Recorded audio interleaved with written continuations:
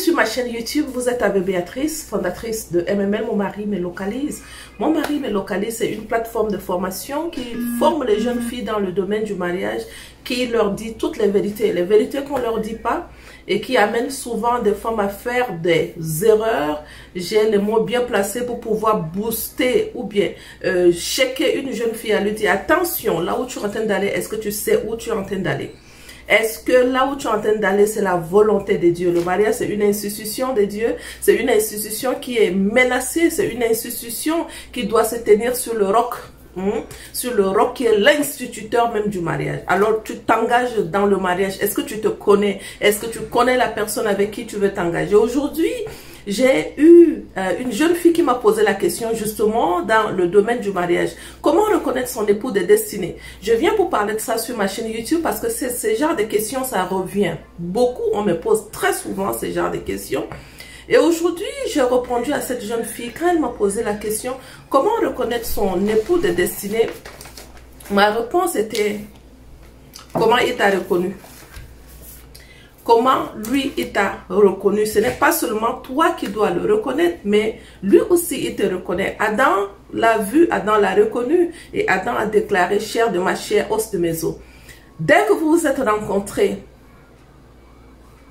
la situation, dans quelle situation vous vous êtes rencontrés? Il est l'enfant de qui? La Bible me dit dans Jean 8, 44, vous avez pour père le diable et vous voulez accomplir les désirs de votre père. L'époux de destinée, quand il te rencontre, si c'est un enfant de Dieu, il veut accomplir la volonté de Dieu. Parce qu'il veut s'engager dans une institution qui est une institution divine. Si c'est un enfant de Dieu, il te reconnaît et quand il te reconnaît, il a une mission à accomplir pour son Créateur. Donc quand il vient, il te rencontre, il a une vision pour sa vie et il a une mission à accomplir. Et dans sa manière de parler, lorsqu'il parle, tu sens en même temps, ça c'est une personne. Ça dit que c'est cette personne que je suis en train de rechercher. Il y a le point essentiel que je travaille beaucoup dans la formation MML avec les jeunes filles pour leur permettre de savoir ce qu'ils veulent dans leur époux de destinée. Et ces choses, tu dois les retrouver en toi. Tu attires qui tu es. Alors, ce que tu dois reconnaître dans l'époux de destinée, ces choses se trouvent en toi. Pourquoi je te le dis, ces choses se trouvent en toi? Parce que tu as été prise de sa côte, c'est ta moitié. Là, tu es en train de repartir vers la personne de qui Dieu t'a prise pour former une femme. Tu vas me poser la question, mais comment tu me dis, c'est ma moitié? Oui. Moi, je réfléchis par rapport à ce qui est écrit dans la Bible. La Bible, l'auteur de la Bible n'est pas mort. Et ce qu'il a fait ou ce qu'il a écrit durant des années continue jusqu'à aujourd'hui. Et nous allons partir, nous allons laisser la Bible va continuer. Parce que tant que l'auteur de la Bible est encore vivant, tout ce qui est écrit dans la Bible, ça s'accomplit. Tu es prise de la côte de l'homme. Et la parole de Dieu me dit, depuis que tu étais dans le ventre de ta mère, il te connaissait. Et il y a une autre parole qui me dit, il aura le regard sur toi. Il t'instruirait. Il te dit, je t'instruirai, j'aurai le regard sur toi. Je t'instruirai, j'aurai le regard sur toi. Et si tu es un enfant de Dieu, il veut t'instruire. Il a le regard sur toi. Et quand il a le regard sur toi, il voit la personne qui vient vers toi. Il a le regard sur toi. Il connaît la personne la bien placée qui doit te localiser. D'accord? Et comme je te disais tout à l'heure, tu attires qui tu es. Je travaille avec les jeunes filles sur les points essentiels. Et ces points, je vais prendre un exemple des points que tu dois savoir. Sa sagesse. Lorsqu'un époux de destinée te localise, regarde sa sagesse. Est-ce que toi aussi tu as la sagesse en toi? Et comme je te disais aujourd'hui, vous avez pour père le diable. Si vous voulez accomplir les désirs de votre père, c'est que c'est Lucifer qui l'a envoyé vers toi. Oh Seigneur, c'est pas bon. Donc tout à l'heure, je te disais, Dans Jean 8, 44, la Bible te dit, vous avez pour le père le diable et vous voulez accomplir le désir de votre père. Qui est ton père? Si tu as pour père ton Dieu, tu accomplis le désir de ton Dieu. Et le désir de ton Dieu, c'est que la femme, elle est créée pour l'homme. Ça, c'est le désir de ton Dieu. Et le désir de ton Dieu veut que l'homme qui était malheureux sans toi, qu'il te localise afin que vous accomplissiez la volonté de Dieu. C'est dans le plan de Dieu que tu repartes vers ta côte et que vous devenez une seule chair. Ça, c'est la volonté de Dieu. Et donc, lorsque tu as pour père ton Dieu, l'instituteur du mariage, sa volonté, c'est que tu repartes vers ta moitié. Il facilite la localisation. Tu n'as pas besoin de beaucoup réfléchir. Il a déjà tout planifié. Mais si tu as pour père le diable, tu vas accomplir le désir de la chair de l'ennemi. Et donc l'époux des destinées qui a pour père le Dieu, l'instituteur du mariage, quand il te voit, il te reconnaît. Et ça se passe comme Adam l'a vu, Adam l'a reconnu. Il ne te perd pas le temps. Il vient avec une vision spéciale. La vision, sa vision, c'est je dois fonder une famille. Et lorsqu'un homme vient vers toi, je veux fonder une famille, automatiquement, comme ça se passait entre Rebecca et Isaac, automatiquement, il veut rencontrer ta famille. Ce n'est pas un homme qui vient dans ta vie et qui va commencer une relation amoureuse en voulant d'abord passer le temps avec toi, 1 an, 2 ans, 3 ans. Et c'est l'avenir qui va lui dire si tu es bon. Là, il ne t'a pas reconnu. L'avenir va lui dire si tu es une bonne femme. Là, il va t'épouser. Non, non. Un époux de destinée, lorsqu'il te voit, il te reconnaît et il prend la décision en même temps. Parce qu'il a une mission. Il est en mission. Et comme je te disais, il y a des points qui te permettent de savoir que c'est ton mari de destinée qui vient pour te localiser. Je prends un exemple, sa loyauté. Tu es une femme loyale. Tu vas attirer un mari loyal parce que c'est ta moitié. Tu es une femme qui a une vie spirituelle bien établie sur le roc. Tu vas attirer une bonne personne qui aimerait aussi ta vie. Parce que c'est une vision qui deviendra commune. Ce n'est pas une vision qui sera partagée. Et donc lorsque la personne n'a pas la même vision que toi, ça devient un peu plus complexe dans le mariage. Un peu plus difficile à vivre. Ça, ce sont des choses que tu identifies dès le début. Ce n'est pas une obligation que tu dois absolument te marier maintenant. Il se peut que toi, tu veux que ça soit maintenant, mais est-ce que c'est la volonté de Dieu pour que ça soit maintenant? Il y a plusieurs choses que tu dois d'abord savoir, les arranger avant que tu ne puisses prendre cette décision qui sont très spéciales pour toi, qui sont très importantes, je le dirais. Et donc, lorsque tu ne t'es pas engagé, tu ne t'es pas préparé, tu ne connais pas où tu es en train de partir,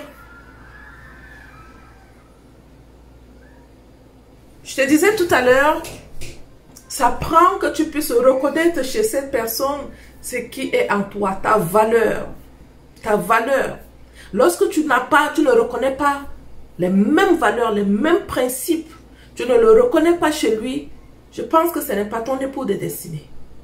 Et l'époux de destinée, de son côté, lorsqu'il te voit, lorsqu'il te localise, il ne te perd pas le temps, comme je le disais tout à l'heure. Il a une vision, une mission, et il veut que vous partez ensemble pour accomplir cette mission. Et il t'explique en même temps sa vision. Alors si toi, tu épouses sa vision et vous partez ensemble. Vous savez, j'ai l'habitude de dire aux jeunes filles, pourquoi tu demandes à Dieu ton mari quand toi-même tu as déjà épousé un homme sans la volonté de Dieu? Pourquoi tu demandes un mari à Dieu quand toi-même tu as déjà épousé un homme sans la volonté de Dieu? Libère-toi de l'homme que tu as épousé sans la volonté de Dieu. Est-ce que tu comprends ce que je suis en train de dire? Libère-toi de l'homme que tu as épousé sans la volonté de Dieu. Aujourd'hui, on n'en trouve plus. Les vierges, comme la parole de Dieu nous le dit, on trouve les folles qui n'ont pas maintenu leur lampe allumée, qui ont laissé la lampe s'éteindre. Et l'époux est là. L'époux veut les localiser, mais la lampe est éteinte. Donc, elles n'entendent pas la voix de l'époux. Jeune fille, laisse ta lampe allumée. On ne sait pas à quel moment l'époux va venir. Et laisser ta lampe allumée, ça veut dire, ne pas à gauche à droite. Concentre-toi sur toi. Travaille sur toi-même. Ton époux de destinée peut venir, mais il trouve que tu es occupé avec un petit ami, un copain, mais qui n'est pas ton époux de destinée. Il va passer à côté de toi, il ne te verra pas. Donc, prépare-toi à laisser ta lampe allumée à tout moment, afin que lorsque l'époux de destinée va passer, qu'il te reconnaisse, et que toi aussi tu le reconnaisses. Pourquoi? Parce que tu as pour père Dieu le Père, et quand tu as pour père Dieu le Père, l'époux de destinée, qui est aussi, il a aussi pour père Dieu le Père, il te localise facilement. L'époux de destinée qui a pour père, comme la parole de Dieu nous dit, il a pour père le diable. Quand il te voit, il a une mission spéciale. Passer du temps avec toi et après t'abandonner. Ça, ce n'est pas un époux de destinée. Ça, c'est un passe-temps. Et ce passe-temps, ça perd le temps aux femmes. Ça perd le temps aux femmes. Fais attention que tu ne sois pas un passe-temps pour les hommes. Que ce soit cet homme-là qui vient dans ta vie, il te voit et il te reconnaît. Et quand il te reconnaît, ce n'est pas un homme qui te demande d'abord que nous devons passer du temps ensemble pour qu'il puisse te connaître. Non. N'a pas besoin de passer beaucoup de temps pour pouvoir te connaître. Il veut connaître quoi sur toi? Il veut connaître quoi sur toi? J'ai dit, je fais un live hier et je disais dans ce live, quand on accouche un bébé, le bébé ne connaît pas le sein, il ne connaît même pas où est le bout du sein. Mais dès qu'il prend le sein, il commence à tirer le sein avec toute sa force, comme s'il le connaissait le sein depuis. Il n'a pas besoin de coucher avec toi pour te connaître. Ton époux de destinée n'a pas besoin de coucher avec toi d'abord pour te connaître. Dieu a fait, il a tout planifié ces choses. Il connaît ta pointure. Pas besoin de venir d'abord essayer. Pourquoi tu veux essayer l'enfant d'autrui? Si c'est ta moitié, il n'a pas besoin de t'essayer. Tout a été planifié afin que vous soyez dans le plan parfait de Dieu pour l'accomplissement de la volonté de Dieu dans le domaine marital. Le mariage, c'est la volonté de Dieu. Il a voulu que ça soit comme ça. Il a voulu que la femme soit une aide pour l'homme. L'homme à seul, il n'est pas content. Il faut absolument sa moitié. Et ça, c'est sûr, il va localiser sa moitié. Ça, c'est sûr que toi aussi, tu auras un mari. D'où mon mari me localise pour préparer les jeunes filles à ne pas se promener avec le regard inquiet. Que mon temps est passé. Non, ton temps n'est pas passé. Ton temps n'est pas le temps de Dieu. Si toi, tu penses que ton temps est passé, est-ce que tu as le même temps que Dieu? Non. Tu risques de faire ta volonté. Là, non. Christ ne nous a pas appris à faire notre volonté. Dans la prière de notre Père, il nous a plutôt appris à faire la volonté de Dieu.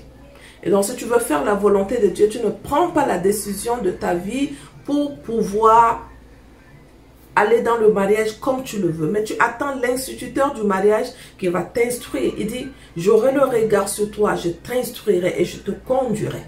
D'accord? Il va t'instruire et il va te montrer qui est ton époux de destinée. Et ton époux de destinée, comme je le disais tout à l'heure, c'est là pour Père. Dieu le Père. Il a une mission. C'est accomplir la volonté de Dieu. Accomplir la volonté de Dieu, il a besoin de son aide. Donc, il est aussi à la recherche de son aide. Et quand il te reconnaît, il fait comme le serviteur d'Abraham qui était parti pour prendre la femme pour Isaac. Directement, il avait demandé un signe à Dieu. Il a reconnu Rebecca par ce signe. Et quand il avait reconnu Rebecca par ce signe, qu'est-ce qu'il a dit? Il a demandé ses parents. Qui sont tes parents? Il était venu avec un présent et il a donné le présent. L'époux de destinée, tu ne le supplies pas pour pouvoir te marier. Non. Quand tu commences à supplier un homme pour pouvoir te marier, pose-toi la question, est-ce que c'est mon époux de destinée? Si c'est mon époux de destinée, il me voit, il me reconnaît et on s'engage. On s'engage pour une durée indéterminée. Ce n'est pas pour une durée de, on va essayer. Non, on n'essaye pas le mariage. On n'essaye pas. On rentre dans le mariage tout en accomplissant les 3 piliers qui respectent au mariage. Donc, la dot, mariage civil, mariage religieux, qui vient pour pouvoir asseoir le mariage sur un roc en recevant la bénédiction de Dieu.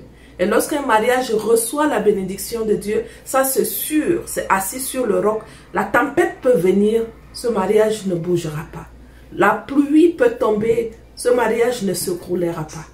D'accord? Parce que ce n'est pas sur le sable, c'est assis sur le bon pilier. Et donc, la corde à 3 qui ne se rompt pas. L'homme, la femme et Dieu. Alliez toujours l'instituteur du mariage à votre mariage. Lorsque vous l'associez, ça ne veut pas dire qu'il n'y aura pas de problème. Il peut avoir le problème d'où on dit le vent viendra, mais ça ne pourra pas vous écrouler ou bien vous ébranler. Vous allez tenir fort sur le roc et vous allez remporter la victoire ensemble. Mais si vous avez commencé sur une très mauvaise base, ça veut dire que vous l'avez construite sur le sable, ça ne pourra pas résister. Je sais que ce n'est pas facile. Je sais que le choix du conjoint, ça c'est la tracasserie dans le domaine du mariage. Le choix du conjoint, c'est en ce moment-ci, si tu ne fais pas attention au choix du conjoint, mon ami, tu risques de rentrer dans le mariage et tu vas pleurer. Sois pas pressé. C'est à ce niveau que tout se joue. La base. C'est à ce niveau que tout se joue. Si tu ne fais pas bien le choix du conjoint, il y a souvent des signes. D'habitude, nous les femmes, on voit ces signes-là. Mais on ne fait pas attention, on se dit non, ça va changer. Quand on va rentrer dans le mariage, ça va changer. Non, ça ne change pas. C'est que tu vois aujourd'hui avec l'homme. Dans le mariage, ça va s'empirer. Dès que tu vois, tu n'es pas obligé d'être engagé. Ce n'est pas une obligation. Ce n'est pas la course à la montre non plus. Lorsque tu vois et que tu te dis que mais ça c'est un signe que je ne pourrais pas supporter. Exemple, le signe d'infidélité. Ça, ce sont des choses que les femmes ne supportent pas. Le manque de loyauté, c'est des choses que les femmes ne supportent pas. Donc, sois-en sûr que toi aussi, tu ne pourras pas supporter. D'accord? Il faut que ce soit un homme qui est loyal. Un homme qui a les mêmes valeurs que toi. Ça, ce sont les signes qu'on reconnaît chez un époux de destinée. Un homme persévérant, un homme qui aime la paix. Un homme qui aime la paix, son intégrité. Un homme très intègre. Et ça aussi, tu dois avoir ces signes-là en toi. Si tu n'as pas ces signes, ça c'est sûr que tu risques d'attirer un homme qui n'a pas de paix, qui manque d'intégrité, qui n'est pas loyal, un infidèle. Fais attention pour que ces signes-là, que tu puisses les avoir. Et aussi les fruits de l'esprit. Il faut les déclarer. Que j'ai la paix, j'ai l'amour, j'ai la patience, j'ai la fidélité, j'ai la bénité, j'ai la bonté. Il faut les déclarer très souvent pour que ça prenne chair en toi. Et lorsque tu l'as, ça c'est sûr, tu peux attirer une personne qui a aussi les mêmes valeurs, les mêmes principes, qui a aussi le fruit de l'esprit comme toi. Et je vais encore te laisser avec ces paroles. Vous avez pour le père le diable. Si vous voulez accomplir les désirs de votre père, et vous voulez accomplir les désirs de votre père. Donc si tu as pour père Dieu le Père, tu vas chercher à accomplir les désirs de ton Créateur. Et le désir de ton Créateur, c'est quoi? Le désir de ton Créateur, c'est quoi? Tu as été créé pour être une aide de l'homme. Ça, c'est son désir. La femme, elle est créée pour être une aide de l'homme. Il le veut, il le désire ardemment pour toi. Donc, il ne t'abandonnera pas en cours de route. Mais il faut que tu sois connecté avec lui afin qu'il puisse te signaler que c'est lui. Mais tu ne pourras pas l'écouter lorsque tu es déjà, si tu as déjà commencé la relation de fiançailles, en allant plus loin et avoir une relation d'intimité. Là, le Saint-Esprit de Dieu est attristé et il ne pourra pas attirer ton attention pour te dire ce n'est pas ton époux de destinée, par exemple. Je suis avec toi. Je sais que ce n'est pas facile. Je reste disposée pour certaines questions. Tu peux aussi t'inscrire à la formation MML. Mon mari me localise. Nous commençons le 3 du mois de juin. Il y a encore quelques places qui sont restées. Inscris-toi. Nous travaillons très très fort pour aider, répondre aux questions de filles. Mais oh mon Dieu, les témoignages à cette formation sont extraordinaires. Je bénis le Seigneur pour ce qu'il fait. Durant la formation, le cahier de proclamation et de prière, mon mari me localise.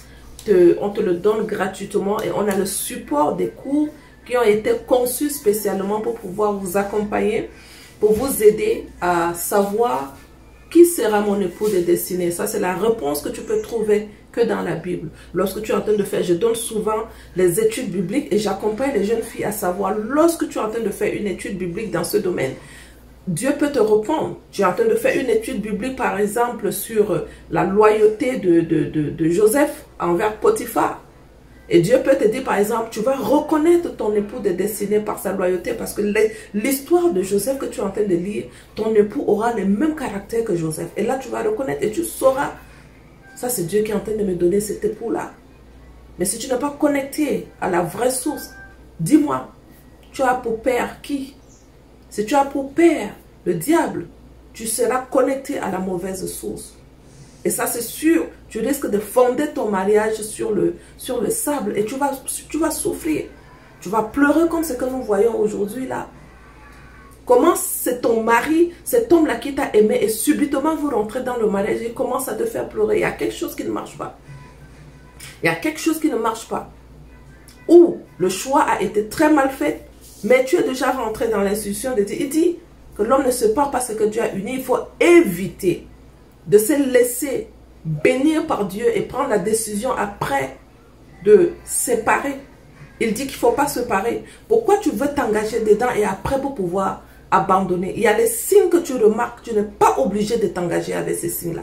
Fais très attention et nous accompagnons les femmes dans ce domaine pour pouvoir le... Je dis que, dis-moi la personne que tu as rencontrée, dis-moi ça. Dis-moi, dis-moi. Et quand on me parle souvent, je dis que mais toi-même tu vois ceci. Comment tu peux t'engager avec un homme qui a ceci? L'homme, on ne le change pas. Ça ne se change pas dans le mariage. Ce que tu vois aujourd'hui, ça va s'empirer quand tu rentreras dans le mariage. Il y a des signes qui ne se trompent pas. Et ces signes, il ne faut pas jouer avec. Tu vois un homme qui n'est pas intègre. Tu vois un homme qui n'est pas loyal, qui n'a pas de valeur. Mais tu veux t'engager. Non, ça ne se passe pas comme ça. Ne sois pas pressé dans le domaine choix du conjoint. L'auteur de l'institution du mariage, il a le regard sur toi. Il t'instruit et il te montre la voie à suivre. Sois juste attentive à ta voix. J'apprends aux jeunes filles comment méditer la parole de Dieu. En méditant la parole de Dieu, Dieu parle. Il parle de plusieurs manières. Il parle dans la parole de Dieu. Il te dit dans la parole de Dieu qui sera ton mari. Tu peux prendre l'exemple. On appelle ça comment? Du père de Jésus, Joseph. Un homme très intègre qui n'a pas voulu abandonner Marie. Elle était enceinte. Aujourd'hui, par exemple, tu vas trouver un homme. Tu as fait quelque chose un peu seulement, même peut-être que tu as menti, un tout petit peu un mensonge, et te dit, je ne veux plus. Si c'est ça, moi, je ne veux plus. Non. S'il commence à faire ça, ça veut dire, même dans le mariage, lorsqu'il y a un petit souci, il va t'abandonner. Il va t'abandonner, ça c'est un signe. Et donc quand tu es en train d'étudier l'histoire de Marie, Dieu peut te parler que tu vas reconnaître ton mari avec le signe que tu es en train de voir chez Joseph. C'est tout un cours, c'est toute une formation. Je vais devoir m'arrêter, mais si tu veux t'inscrire à la formation, mon mari me localise plutôt. Mon mariage, mon jardin d'Éden, ça c'est pour les femmes qui sont déjà dans le mariage. Il faut maintenant les amener à savoir vivre dans le jardin d'Éden. Dans la présence de Dieu, comment la femme doit se tenir. Afin que la présence de Dieu ne soit pas attristée. Afin qu'il ne quitte pas le jardin d'Éden. Dans le jardin d'Éden, lorsqu'il avait quitté pour un temps, Satan s'est introduit dans le jardin. En tant qu'une femme, tu ne peux pas attrister l'Esprit de Dieu pour le pousser à quitter ton jardin d'Éden. Non. Tu dois le tenir sa main pour traverser la tempête. Il est avec toi et il sera toujours avec toi. Savoir tenir la main de Dieu. Savoir tenir la main de Dieu. Marcher avec lui. C'est très important. D'accord? Je souhaite une très belle soirée ou bien une bonne journée. Ça dépend de à quelle heure vous allez suivre cette vidéo. Pour moi, je vous invite à cliquer en bas de cette vidéo. Je vais laisser un lien pour vous inscrire à la formation MML ou bien pour vous inscrire à la formation Mon mariage, mon jardin d'Éden. On est tous ensemble. Nous voulons voir le sourire sur le visage d'une femme. Nous ne voulons pas toujours avoir celle-là qui nous appelle tout le temps pour pleurer. Et nous sommes en train de vouloir aussi travailler très fort avec MML Junior. Nous sommes en train de mettre ça sur pied avec mon équipe. On aura MML Junior pendant les vacances. Nous allons prendre les jeunes filles, les garçons, pour pouvoir les former, leur dire toutes les vérités qu'on ne nous dit pas. On va leur dire. Donc, si tu veux aussi avoir des informations par rapport à MML Junior, n'hésite pas de m'envoyer des messages. D'accord? Merci et à la prochaine fois. Merci, bye bye.